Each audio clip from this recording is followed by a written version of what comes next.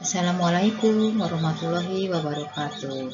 Wassalatu wassalamu ala asrofil anbiya'i wal mursalin wa ala alihi washabihi ajmain, amma ba'du.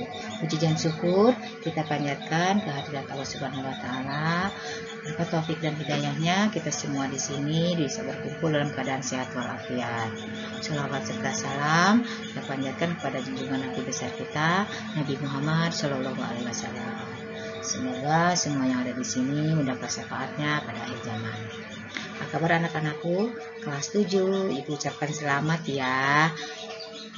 Kalian sudah menjadi anak SMP, siswa SMP. Udah besar loh, SMP. Nah, ini pertemuan pertama ya. Kita perkenalkan dulu nama Ibu Elis Widasari. Ibu di sini ngajar informatika. Kali ini materi yang akan kita bahas yaitu tentang teknik komputer. Nah, kalian waktu di SD udah pernah belajar komputer belum? Nah, kita belajar ya, ada yang sudah, ada yang belum. Nah, tekniknya seperti apa sih komputer itu? Nah, sebelum kita masuk ke materinya, nih, kini ada kompetensi dasarnya. Kalian akan belajar apa aja sih di informatika pada bab 1 ini? Nah, yang pertama akan kompetensi dasarnya yaitu mengenal pemfungsian perangkat keras dan sistem operasi serta aplikasi. Nah, di sana kita ada prakteknya, itu kita mengamati saat sebuah piranti dihidupkan sampai siap dipakai. Kemudian gimana cara mematikan komputer dengan benar. Kemudian menjelaskan macam-macam interaksi dengan antar muka standar berbagai piranti. Ada juga indikatornya ya. Indikatornya kalian tuh nanti akan belajar tentang menyebutkan bagaimana sih perangkat keras dan sistem operasi itu berfungsi. Terus gimana menjelaskan cara menghidupkan dan mematikan komputer dan sebagainya. Nah, kalian bisa dibaca ya di sini untuk selanjutnya untuk materi bab 1 ini.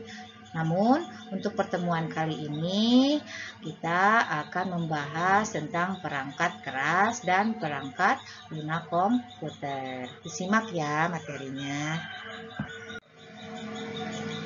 Nih, yang pertama, nah, sebelum kita masuk ke komputer, ada sejarahnya dulu nih. Sejarah komputer itu dulunya berasal dari bahasa Latin, yaitu computare. Tulisannya computare ya, yang artinya menghitung. Jadi kalau zaman dulu itu komputer, sebelum ada komputer, sebagai alat hitung dulu, seperti kalkulator pada zaman dulu itu ya. Ya, untuk alat menghitung aja tujuannya bikin komputer itu, untuk berhitung, karena dulu berhitung itu susah kalau misalkan perkalian, pembagian dan sebagainya, maka diciptakanlah komputer. Nah, berdasarkan perkembangan zaman, komputer itu berkembang dari generasi ke generasi. Nah, yang pertama itu komputer itu sebesar ini anak-anak. Nih, komputer itu sebesar apa ya ini? Selemari juga gede. Ini berapa lemari nih kalau disebut lemari? Itu segedung ya. Ini komputer itu seperti ini. Nah, sekarang itu berkembang berdasarkan zaman. Nah, berkembang menjadi lebih kecil. Nah, seperti ini ya. Nah, terus saja orang itu berpikir lagi gimana caranya supaya lebih simpel. Nah, akhirnya diciptakanlah komputer yang seperti ini. Dan akhirnya yaitu komputer yang sekarang kita gunakan. Nah, itu ya. Jadi dulunya itu seperti itu komputer itu. Nah, berkembang itu dari generasi ke generasi. Ada sampai 5 generasi ya.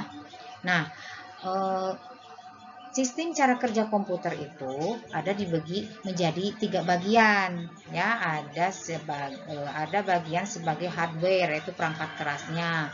Ada juga software, perangkat lunak, dan brainware, yaitu otak manusia. Jadi mereka itu saling berkaitan.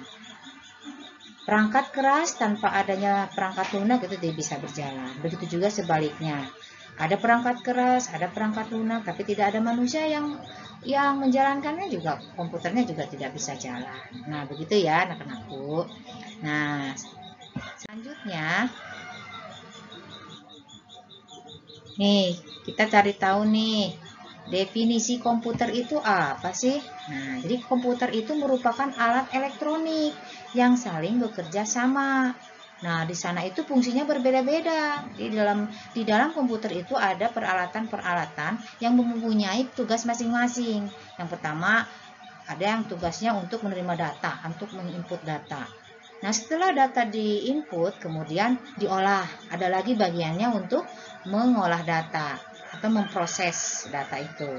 Selanjutnya, setelah data diproses, biasanya disimpan supaya tidak hilang. Setelah disimpan, kemudian bagaimana sih cara untuk menyampaikan informasi tersebut? Yaitu ada bagiannya untuk memberikan informasi, yaitu output. Nah, di sana itu semuanya terorganisasi di bawah kontrol program yang tersimpan dalam memori. Nah, itu komputer. Gambarannya seperti ini. Nih, komputer itu di dalamnya itu ada bahan-bahan yang kecil. Nah, ini seperangkat komputer. Ini merupakan perangkat komputer. Sini ada mouse, ada CPU, ada keyboard, ada speaker, keyboard, dan sebagainya.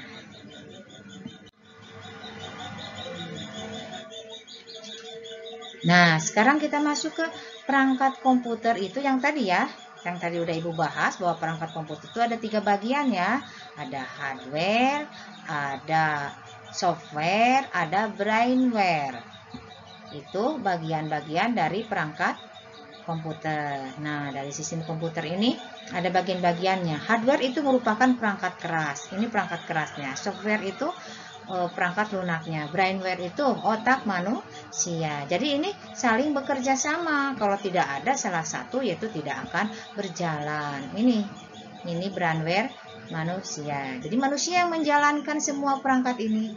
Nih, coba kalau menurut anak-anak, menurut kalian, kalau misalkan tidak ada manusia, berjalan enggak? Enggak. Buat apa diciptakan kalau tidak ada yang menjalankan? Nah, itu perangkat komputer. Nah, selanjutnya apa sih hardware itu? Hardware itu perangkat keras. Perangkat keras merupakan salah satu atau bagian komputer yang sifat alatnya bisa dilihat dan diraba secara langsung atau yang berbentuk nyata, yang berfungsi mendukung proses kerja komputer. Jadi bentuknya nyata, bisa dilihat sama kita, sama tangan bisa dilihat. Itu namanya perangkat keras. Nah, perangkat keras ini ada pengelompokannya. Fungsi-fungsinya tadi seperti ada sebagai input device, ada bagian proses device, ada output dan storage. Nah, ini kalau input yaitu perangkat masukan, kalau proses perangkat pemrosesan. Dan yang ketiga output yaitu keluaran, perangkat keluaran. Dan yang terakhir yaitu storage itu merupakan perangkat penyimpanan. Nah, ini ya, ini disebut dengan perangkat keras. Ini kan bisa dilihat, bisa diraba, dan bisa dipegang kan? Nah, ini merupakan perangkat kerasnya, seperti itu. Nah, ini di dalam komputer ini terdiri dari beberapa peralatan-peralatan ini. Nah, peralatan-peralatan ini tuh ada di dalam ini, di dalam CPU. Ini namanya CPU. Di dalamnya ada motherboard, power supply, ada system fan, floppy, hard disk, hard drive, optical drive, memori dan sebagainya. Ini ini punya fungsi masing-masing. Ibu sebutkan tadi, ada yang fungsi sebagai input, proses, output, dan storage. Nah, selanjutnya apa tuh input device? Nah, adik-adik, input device itu merupakan alat input yang berfungsi untuk memasukkan data berupa huruf, angka, simbol, suara, atau gambar ke dalam komputer. Nah, bagaimana cara memasukkannya? Ada alatnya, yaitu device itu perangkat ya, ada alatnya, perangkat untuk memasukkan data, angka, simbol, suara, dan sebagainya itu. Nah, alatnya itu yang pertama keyboard. Seperti apa sih keyboard itu? Nah, ini keyboard. Keyboard yang merupakan alat untuk memasukkan angka, huruf ke dalam komputer. Yang kedua, bisa tidak melalui dengan keyboard, yaitu bisa dengan mouse. Kita klik, drag dan klik itu menggunakan mouse. Yang terakhir, yang kedua, tiga, joystick. Ini buat apa? Ini juga merupakan perangkat pemasukan. Kalian sering main game. Nah, ini kalau tanpa ini game tidak akan berfungsi dengan baik. Ada juga scanner. Kenapa nih scanner? Ini buat apa ya? Scanner. Scanner itu kan fungsinya ini memasukkan menyalin dari bentuk kertas ke dalam bentuk file. Itu juga sama, kita caranya dimasukkan ke dalam sini kertasnya, di scan namanya ya. Ini juga masukkan ya, alat piranti masukkan. Kemudian apalagi webcam. Seperti apa ini webcam? Yaitu untuk memasukkan apa? Webcam, cam itu kamera, memasukkan gambar ya. Ini juga merupakan alat input. Dan yang keenam yaitu mikrofon. Kenapa mikrofon disebut alat masukan? Karena untuk memasukkan suara kita ya, suara kita dimasukkan lebih besar. Nah, ini apa ya? Ini nggak ada nih tulisannya. Ini kalian coba lihat, pernah kalian di supermarket. Nah, ini untuk menghitung apa namanya? Menghitung belanjaan, jumlah belanjaan yang kita beli itu apa, berapa, ini menggunakan alat ini ya. Misal ini namanya apa? Barcode ya, betul, pinter anak-anakku. Nah, itu merupakan beberapa macam-macam device input ya, input device atau perangkat masukan ya. Selanjutnya apa ya? Nih, kita akan membahas tentang proses device. Apa itu proses device? Yaitu berfungsi untuk mengolah data yang sudah dimasukkan melalui perangkat keras masukan. Nah, jadi setelah data tadi, angka atau huruf, dimasukkan ke dalam komputer melalui keyboard atau mouse atau sebagainya. Nah, ada kemudian diproses data itu. Ada perangkat untuk memprosesnya, yaitu diantaranya motherboard. Seperti apa sih motherboard? Nah, ini merupakan motherboard. Motherboard itu papan induk. Mother itu orang tua, ibu ya. Mother itu induk, berarti papan induk. Di sini tuh pusatnya ada di sini. Ada otaknya di sini, alat penyimpanannya di sini, ada hard disk, ada sebagainya ada di sini. Nah, ini ya untuk memproses data-data yang kita masukkan tadi. Selain itu ada prosesor. Seperti apa sih? Ini prosesor, bukan profesor ya, tapi prosesor. Prosesor ini disimpan di sebelah sini. Nah, ini merupakan otak komputer. Inilah yang menjadi otaknya komputer itu ada di prosesor. Yang ketiga RAM. Ini juga RAM. RAM ini tentunya untuk apa? Untuk penyimpanan ya. Ini RAM-nya biasanya disimpan di sebelah sini untuk data penyimpanan RAM. RAM itu ada RAM eksternal dan internal. Nanti kita pelajari lebih lanjut ya. Nah, ada RAM apa sih namanya? Eksternal dan internal ya. Yang keempat yaitu VGA, yaitu kartu grafis. Biasanya ini simpan di sini nih. Biasanya kalau kita ini tinggal ditancapkan saja ke sini. Ini masuk ke sini ya. Ini untuk kartu grafis ya. Untuk yang menyambungkan ke monitor. Selanjutnya power supply. Nah, ini power supply. Nah, di sini tuh untuk menyimpan cadangan listrik apabila kita mati lagi kerja nih, mati lampunya. Nah, ini yang untuk menyimpan cadangan listriknya di sini. Nah, itu sebagiannya. Ini masih banyak sebenarnya proses device, tapi yang inti-intinya itu ini ya. Selanjutnya kita akan mengetahui apa itu storage device. Storage itu penyimpanan. Jadi merupakan media untuk menyimpan informasi. Contohnya misalkan ada hard disk. Nah, ini hard disk. Hard disk itu dalamannya seperti ini. Ini dalaman hard disk seperti ini. Hard disk juga ada disimpan di CPU yang tadi. Ada juga laser disk. Ini laser disk. Kemudian compact disk. Ini compact disk. untuk menyimpan juga kan. Kemudian ada flash disk. Ini kan sering ya kalian udah nggak asing lagi nih sama flash disk, compact disk, dan disket. Nah ini zaman dulu nih seperti ini. Sekarang ini udah nggak ada ya. Ini zaman dulu, zaman ibu kuliah nih menggunakan ini. Ini namanya disket. Ini juga disebut dengan storage device.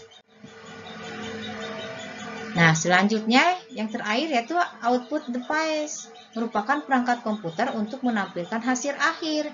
Jadi, dari data yang kita masukkan, kemudian kita proses, setelah diproses, kemudian kita simpan, karena simpan kita menampilkan hasilnya. Nah, bagaimana cara menampilkan hasilnya? Itu tentunya ada perangkat lagi. Yang pertama yaitu monitor. Misalkan kita mengetikkan huruf A, kita menggunakan keyboard ketik huruf A. Nah, nanti kemudian diproses, setelah diproses kemudian disimpan, kemudian setelah itu muncullah di monitor huruf A. Nah, itu maksudnya pengeluarannya.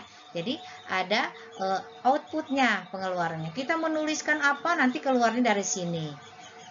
Sekarang menurut kalian tanpa ada monitor, kelihatan nggak hasil kita? Tidak, makanya semua komputer ini antara input, proses penyimpanan, dan output itu saling ketergantungan. Selanjutnya ada printer. Nih, data yang sudah kita ketik, sudah kita masukkan ke komputer, kemudian mau dicetak, yaitu menggunakan printer. Ya, kita tanpa printer kita nggak bisa melihat cetakan dari kertas itu, nggak bisa. Nah, ini juga merupakan output. Selain itu, speaker. Kenapa speaker disebut alat output? Ya, soalnya speaker itu untuk mengeluarkan suara.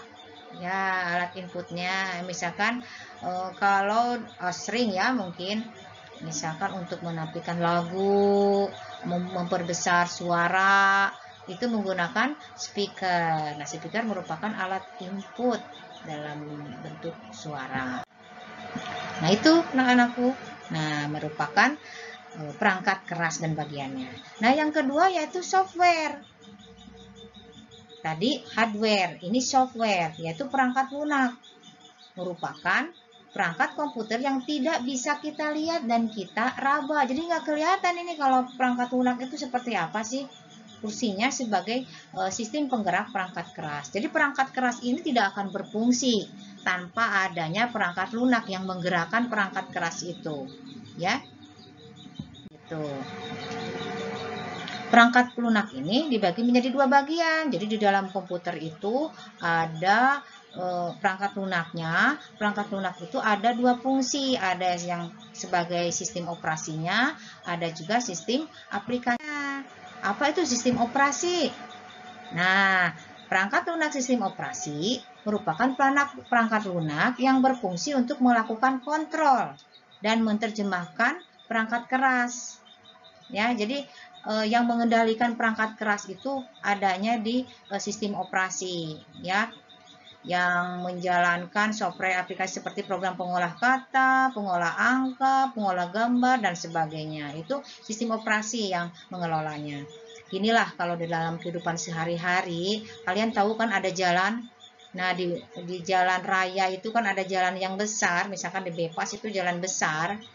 Ya, di jalan besar itu kan ada beberapa angkot misalkan ada mobil kan, ada beberapa mobil yang untuk menyampaikan kita ke tujuan kita, ya kan? Misalkan kita mau ke sekolah nih, sekolah kita kebetulan tepatnya di Cisaranten Kulon, rumah kalian misalkan di Riung Bandung. Nah, yang mengendalikan itu kan jalan. Nah, jalannya itu merupakan kalau di sistem komputer itu jalan yang yang memfasilitasi kalian menuju tujuan ke sekolah. Nah, itu disebut dengan sistem operasinya. Nah, bagaimana cara menyampai ke sekolah? Di situ kan ada angkot. Nah, angkotlah yang menyampaikan angkot sesuai jurusan ke Cisaranten. Ya. Nah, angkotnya itu disebut dengan pengolah aplikasi, yaitu sistem aplikasinya. Kalau di komputer aplikasinya. Contohnya begini nih. Kalian ingin menulis atau ingin membuat suatu karangan, ingin menulis misalkan di Word.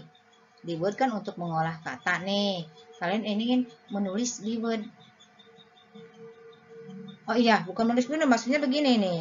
Nah, kalian ingin menulis. Nah, aplikasi apa yang digunakan untuk menulis? Yaitu Microsoft Word. Untuk menghitung, pakai apa? Yaitu menggunakan Microsoft Excel. Nah, itu merupakan nama macam-macam aplikasinya, nanti kita bahas ya. Nah, ini kalau sistem operasi seperti itu. Jadi sistem operasi itu fungsinya mengendalikan kontrol, pengaturan penyimpanan, pengaturan proses, dan pengaturan file-filenya oleh sistem operasi. Nah, selanjutnya nih ada macam-macam sistem operasi. Nih, ini sistem operasi itu seperti DOS, Unix, Linux, Macintosh ya, dan Windows. Ini masih banyak, cuman ada ya ini ya yang lebih terkenal. Unix dan Linux ini yaitu ini tuh perkembangannya, asalnya Linux dulu. Linux tuh tahun 1970-an dan ini tahun 1990-an. Nah, ini perubahan tapi sama ininya ya. Ini sama. Nah, ini merupakan sistem operasi.